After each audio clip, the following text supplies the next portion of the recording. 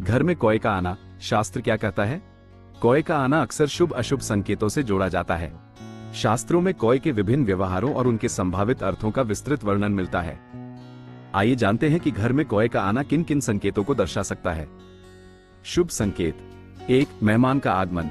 सुबह सुबह कौए का छत पर आकर बैठना या बोलना अक्सर मेहमान के आगमन का संकेत माना जाता है। 2. यात्रा में सफलता। यदि कौवा यात्रा पर निकलते समय दाईं ओर से उड़कर बाईं ओर आ जाए और भोग ग्रहण करे तो यात्रा में सफलता मिलती है। 3. धन लाभ। सूर्योदय के समय कौए का बोलना धन लाभ का संकेत हो सकता है। 4. कार्य सिद्धि।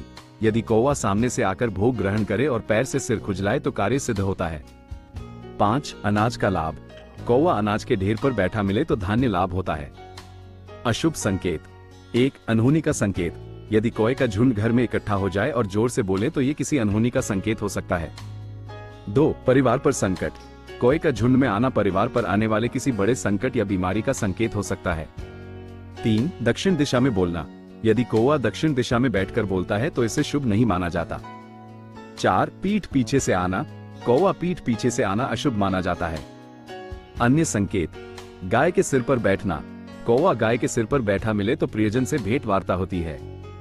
ऊंट की पीठ पर बैठना। कौवा ऊंट की पीठ पर बैठा मिले तो यात्रा कुशल होती है।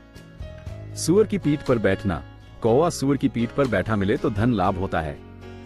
धूल में लोटपोट होना। कौवा धूल में लोटपोट होता दिखाई दे तो उस स्थान में वर्षा होती है। अंत में कौए के व्यवहार को लेकर कई तरह की मान्यताएं हैं। इनका सही अर्थ जानने के लिए ज्योतिष या अन्य संबंधित क्षेत्रों के विशेषज्ञों से संपर्क करना बेहतर होगा। क्या आप कौए के किसी और व्यवहार के बारे में जानना चाहते हैं?